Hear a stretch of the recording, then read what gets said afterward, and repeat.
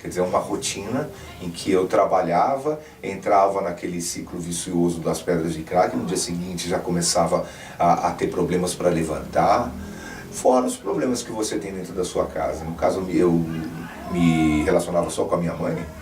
A minha mãe foi uma das pessoas que mais sofreram nesse planeta. E assim é com todas as mães que têm filhos adictos, filhos alcoólatras. Eu talvez tenha passado 8 anos de miséria em total isolamento do mundo e eu não tenha pagado os pecados que eu acabei acumulando pelo que eu fiz com a minha mãe, Beto. Bom.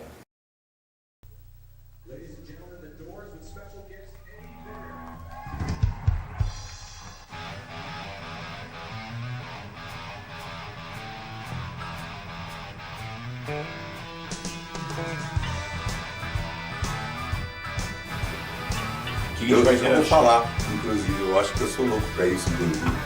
Ficou bom? Ficou ótimo. Ai, tudo beleza?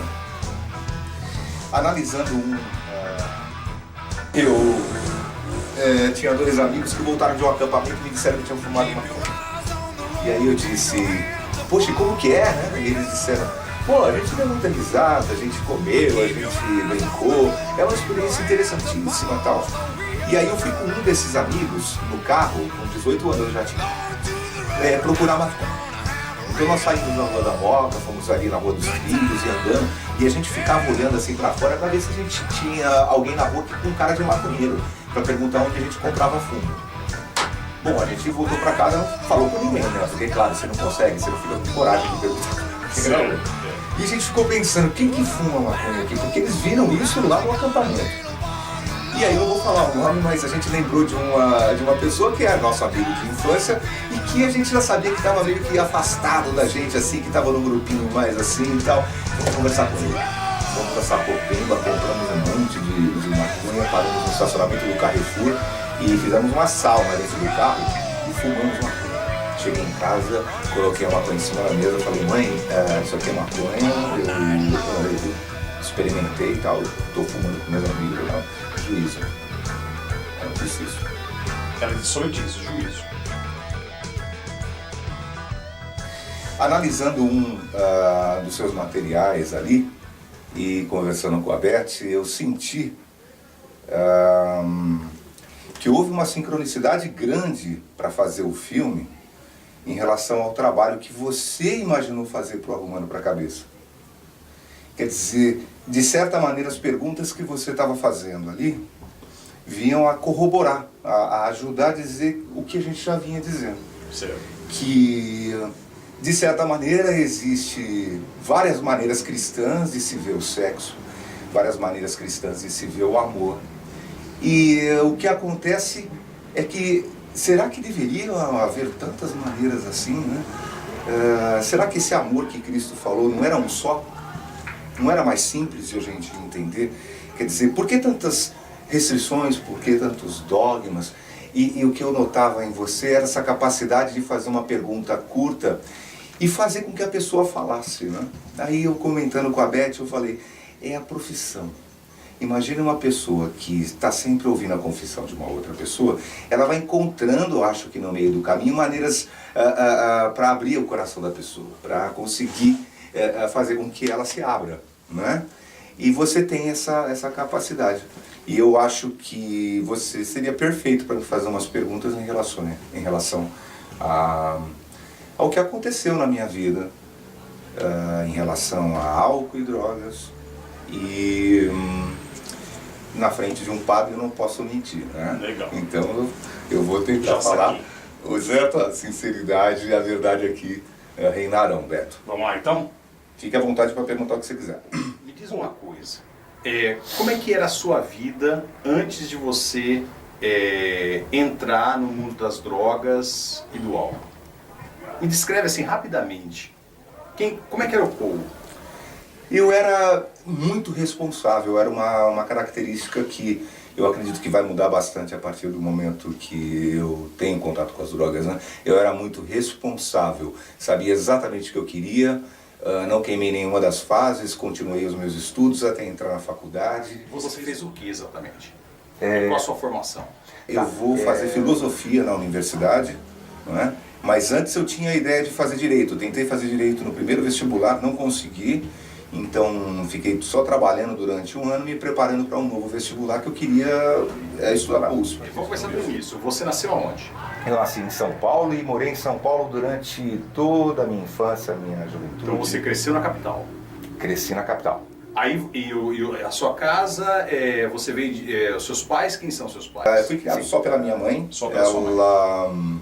Ela já logo vai para a Rua da Moca, no edifício Samanta, no 222, morávamos no apartamento 23, e eu moro desde o meu 0 ano de idade até os 24 anos nesse apartamento, na Moca, um apartamento de 2 quartos, no 2º andar, com um prédio na minha frente, quer dizer, a minha vida era meio dentro daquele apartamento. E você tem irmãos ou não? Eu não tenho irmãos. Filho único, então? Filho único. E tem logo já um desconforto em relação ao fato da minha mãe ser uma mãe solteira, não é? Ela teve um relacionamento com meu pai que era casado na época que eles se conheceram. E ele estava em um processo de divórcio, daquela época de desquite da esposa. Que era complicado, né? Que era super complicado. E mesmo assim ele me registrou, que foi uma coisa muito bacana, que naquela época adultério era uma coisa, em 1970, era algo, né, que poderia dar problema para ele. Com certeza. Ele teve a hombridade, me registrou, mas não teve relação comigo de pai e filho. Estreita, de pai e filho. Fui criado pela minha mãe. Você está com quantos anos agora? Agora eu tô com 43. 43. Aí então você cresceu na Moca, fez o colégio... Bom, eu começo já com madres, né? Logo no maternal, eu vou para um colégio de freiras, Divina Providência, Madre Teresa Michel.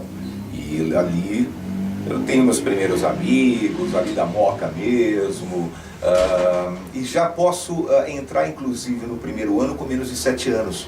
Mas eu não fui para uma escola pública, porque a escola pública não admitia crianças de menos de 7 anos na primeira série. Certo. Então eu faço ainda dentro da escola de freiras, para depois me mudar para uma escola pública.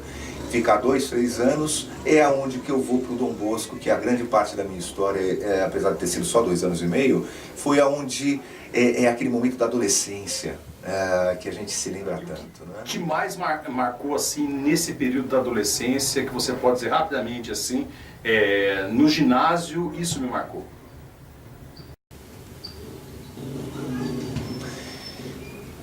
Foram tantas coisas que me marcaram. Minha primeira namorada, sem dúvida nenhuma, aos 13 anos de idade. Não foi com ela que eu descobri o sexo, mas já começava ali essa curiosidade toda. Então foram muitos acampamentos com amigos. Eu tive, graças a Deus, muita diversão durante essa época.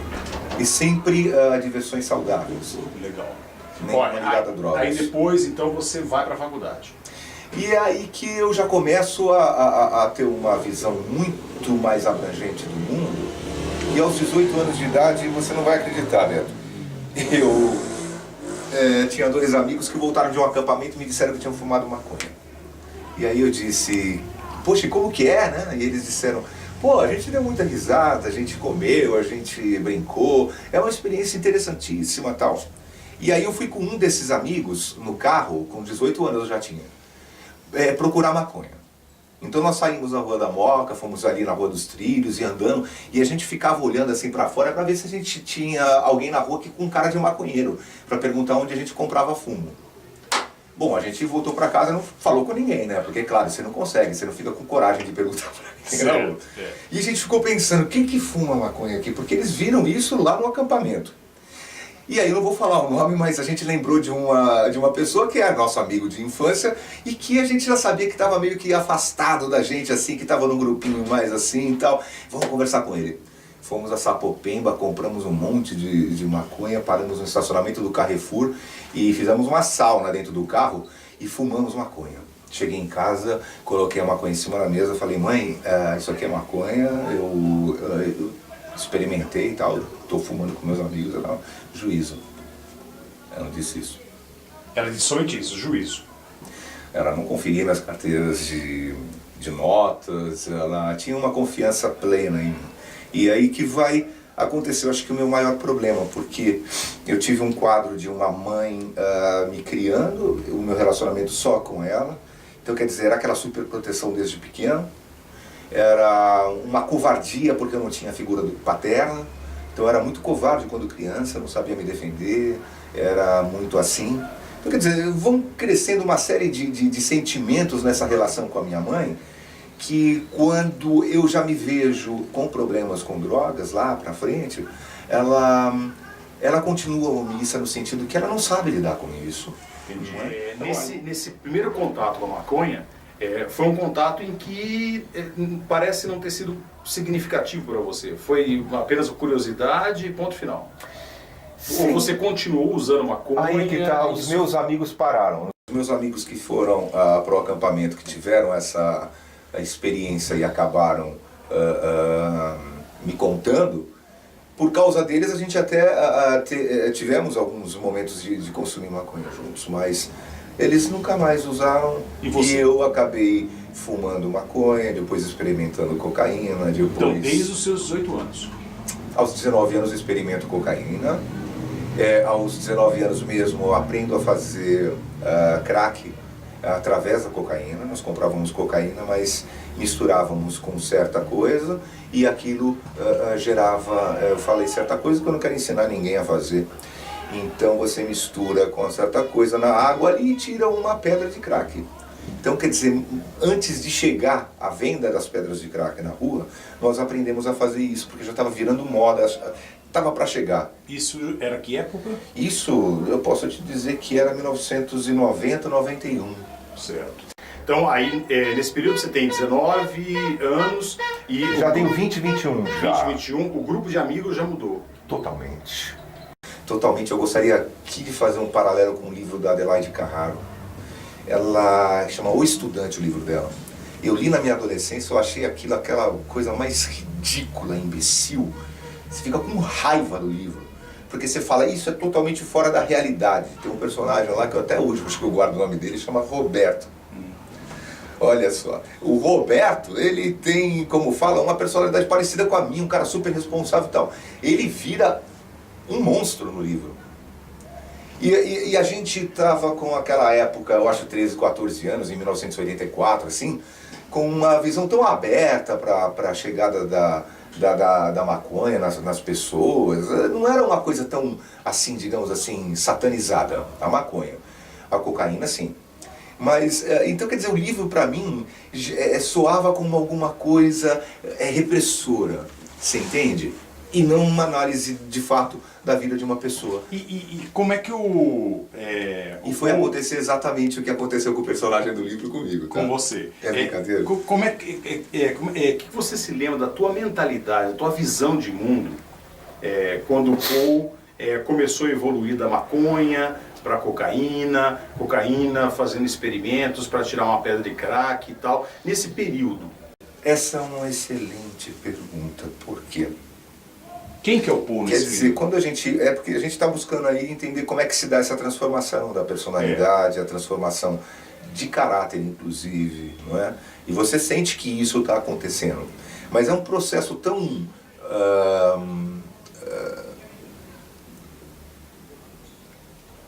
Você começa com um receio enorme, pensando que, puxa, isso daí pode viciar, e não sei o que, tal. Então, demora muito, você recusa muitas vezes por causa desse sentimento de medo. Quando você começa, e já tem como as suas 2, 3 primeiras experiências, você começa a querer saber mais sobre aquela substância. Percebe que tem coisas ruins e tem coisas boas. Bom, e começa... Fala. Então me descreve aqui. Um dos receios é o vício. Um dos receios, para começar a usar qualquer coisa, você fala... Você tem aquelas... como fala, aquelas imagens todas dos livros que você lê, das propagandas de televisão, que dizem que droga faz mal. Aí você fala, isso é repressão pura, entendeu? Coisa chata, coisa que tira a nossa possibilidade, a nossa liberdade, né? Para poder fazer o que quer. Tá. De um lado vem esse medo do vício. Agora, o que realmente uma pessoa, o que faz com que uma pessoa experimente a droga? A primeira que você segurança de amigos meus que eu tinha um contato, sabe, íntimo desde pequeno, e que, poxa, se eles experimentarem é porque, eu posso também. Primeira coisa, no meu Não é isso caso. que eu quero, não é isso que eu quero. Eu quero saber de você o que a droga te faz que é interessante. Quando eu cheiro uma carreira de cocaína, quando eu fumo uma maconha, quando eu fumo crack, não é? Qual é a sensação física mesmo? O que isso? O que te seduz para fazer uma segunda vez, por Exatamente. exemplo? Qual é o prazer? Bom, a maconha eu tive um contato e logo de início gostei da reação que ela me causava. Ela modifica a percepção. Todo mundo deve ter, provavelmente, como referência o álcool, que deve ter experimentado em algum momento da vida. O álcool, ele modifica a sua percepção. Então, quer dizer, você fica mais sorridente, alegre, falante, e tem uma série de efeitos que faz no início do consumo, que faz quando você consome com moderação, não é? Sim. Quer dizer, algumas coisas que você acaba gostando no álcool também existem na maconha. Que você se sente mais à vontade para se expressar. E o principal, no caso da maconha, você tem o que eles chamam de viagem. Você tem, de fato, uma percepção das ideias e dos pensamentos de uma maneira muito diferente. Quer dizer, ele é muito usado por artistas para compor, por exemplo. Quer dizer, aquela capacidade que nós temos de ter um insight, de ter uma ideia do nada, a maconha potencializa demais. Então você, com certeza, depois de fumar, você pode você faz as conexões de pensamento muito mais rápidas e no momento que se perde no meio delas, de repente acha uma ideia do nada. E essa capacidade imaginatória, digamos assim, dessa substância, é que me fez gostar demais. A cocaína foi outra coisa. A cocaína eu já conhecia a bebida. E no momento que eu resolvi aceitar, foi com pessoas legais, num ambiente de música, onde, sem dúvida nenhuma, ela acabou por potencializar o efeito que o álcool estava dando em termos de prazer. Então, eu já estava com um prazer grande vendo aquela música, com aquelas pessoas, e a cocaína me fez me sentir muito aceso no meio daquilo tudo. Quer dizer, ela é um estimulante. Ela é um estimulante, é um energético. Exatamente. E ela é o principal que a gente tem que entender, que as drogas elas mexem com sentimentos e pensamentos. Então, quer dizer, você se sente diferente. As drogas, no princípio, quando você ainda não tem problemas de dependência e já começa a ter tolerância em relação a algumas e aumentar a dose. Quer dizer, enquanto você não encontra isso, né, Beto? Você tem o início de um contato que é uma experiência sempre gratificante. É interessante. E o crack?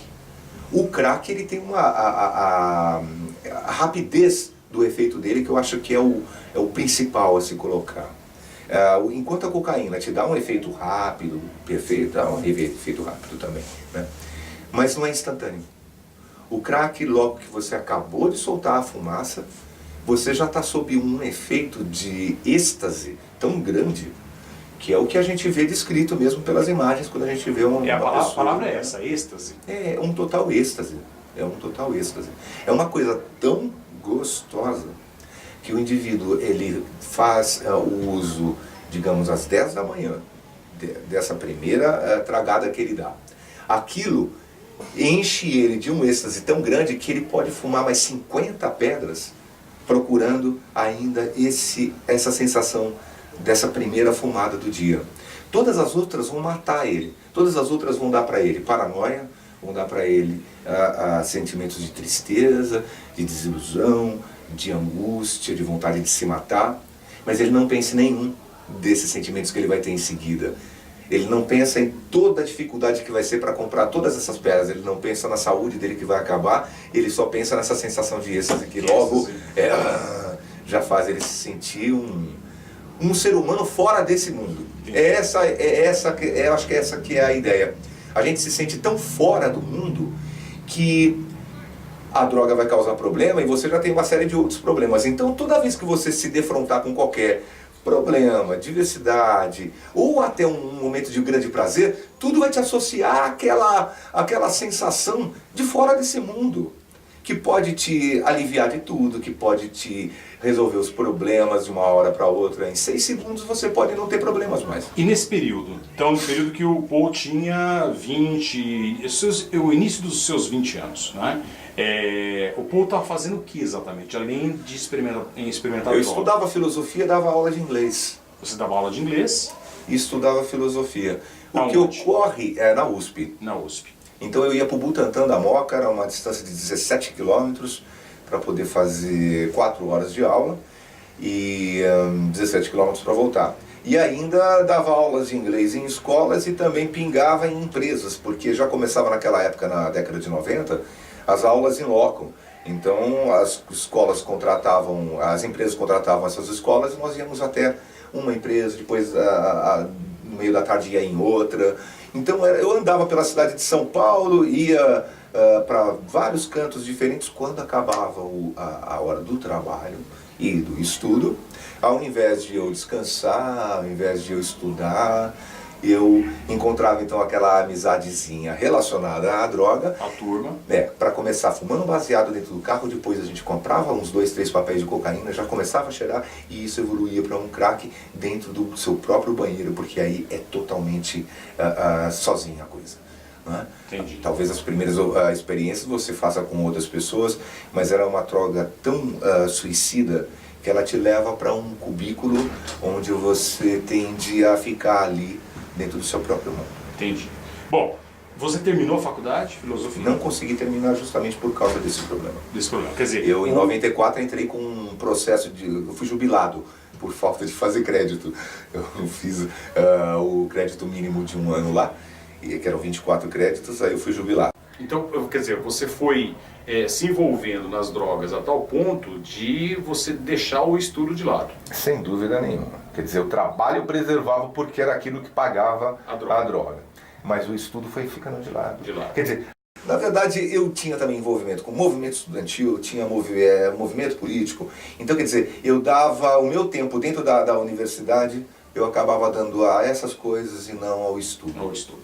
Bom, aí o Paul... Até porque a paciência vai embora, Beto, com as drogas, viu? Para você se ater a um assunto num livro durante horas, eu quero ver um indivíduo que consegue fazer isso e drogas ao mesmo tempo. Ah, interessante. Não consegue. A paciência...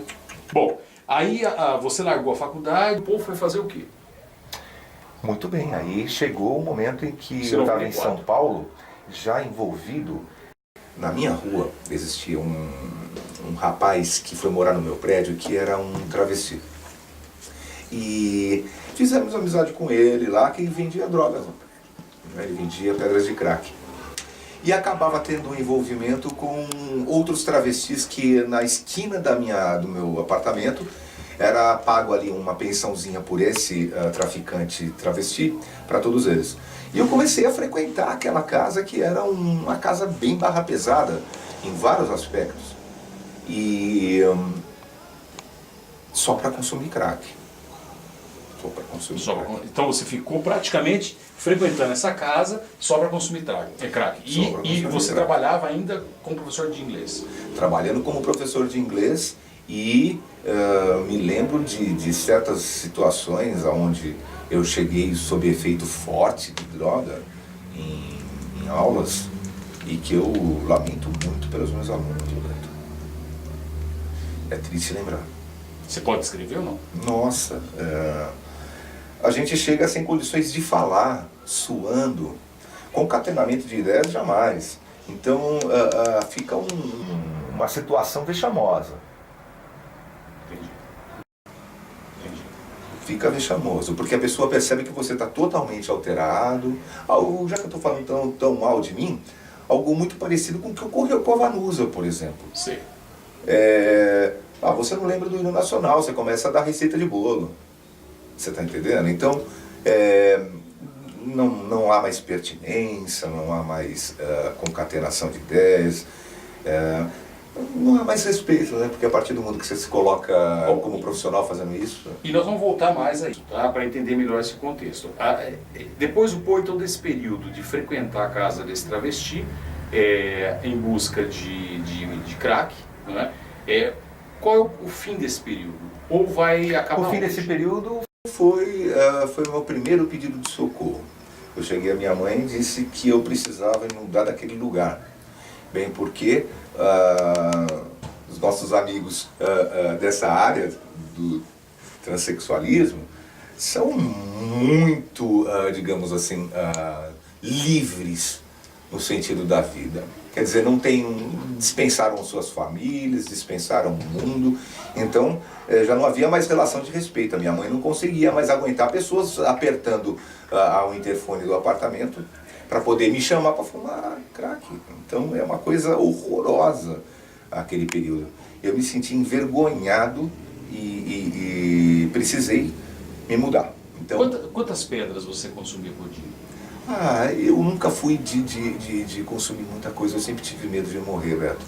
Então eu acho que mais do que 10 pedras um dia eu não chegava a fumar, não. Não chegava a fumar, não? Não. Bom, aí vocês se mudaram. Aí eu me mudei primeiro para Bauru e ela veio logo em seguida, porque eu vim emergencialmente.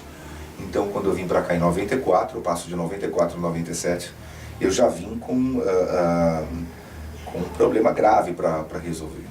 Então eu vinha tentando fugir daquelas amizades, fugir daquela realidade que acabou se tornando a minha vida.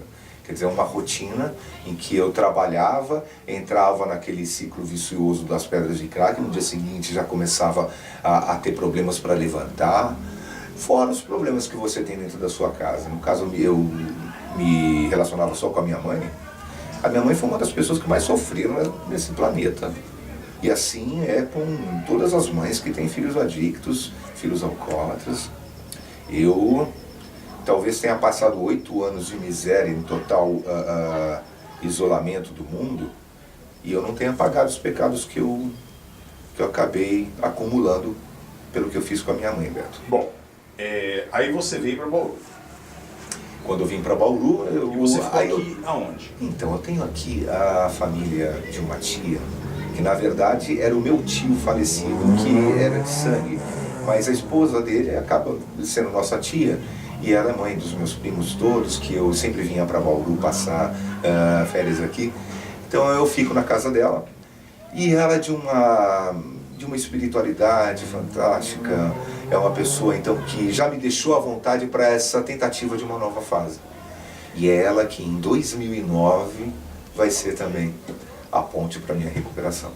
Bom, mas eu estou em 94. Em 94 eu começo então vindo para cá, ficando com a minha tia, minha mãe chega e aí sim eu e minha mãe novamente moramos juntos. E ela sempre sendo funcionária pública, tendo uma vida super regradinha, super bem pautadinha, e eu ali super arrebentando com a coitada da vida da minha mãe, entendeu? Mas esses problemas. Aí né? o povo foi procurar fazer o que aqui em Bauru? Dar aula de inglês. Logo que eu cheguei aqui, entro em contato com o Sebrae, faço uma mala direta na correspondência que eles mandam para os membros do Sebrae, associados, oferecendo minhas aulas, saio procurando escolas, me torno professor do CCI aqui, fico dando aula com a Laura lá durante um bom tempo. E qual foi o primeiro contato do Paul com a droga aqui em Bauru? Não sei te dizer, foi um dos momentos de desespero que você vai atrás. Eu só sei que em pouco tempo você já está conhecendo aqui, chama Biqueira, ou Bocas, né? Você encontra todas as Bauru que você quiser. É incrível, você não Demorou encontra... quanto tempo isso? Não muito, Beto, porque eu nunca deixei de fumar maconha. Então logo que eu chego, eu já vou atrás da maconha com certeza. Tá? E aí o que acontece? Você começa a ter contato, e isso é uma das coisas que a gente tem que falar em termos de políticas públicas para drogas no Brasil. A gente tem que fazer sim uma descriminalização da maconha e uma criminalização do álcool. A gente tem que fazer uma coisa, tirar das bocas e biqueiras de fumo o contato de pessoas que não têm nenhuma possibilidade de virarem adictos de cocaína e crack e que por causa da maconha acabam tendo contato com essas drogas, Beto. Então, é urgente que a gente faça isso. Retire a maconha da mão dos traficantes, de alguma maneira, e que os adictos de maconha não progridam para essas duas drogas piores. Entendi. E que visualização zero para álcool. E cigarros também, já temos aí quase isso, mas é que o indivíduo entra num lugar e ele não veja nem propaganda, entendeu? Quanto mais na televisão, né, grandes ídolos aí fazendo propaganda de álcool, não dá. São 10% da população brasileira aí com problema de alcoolismo. Podemos parar agora? Podemos.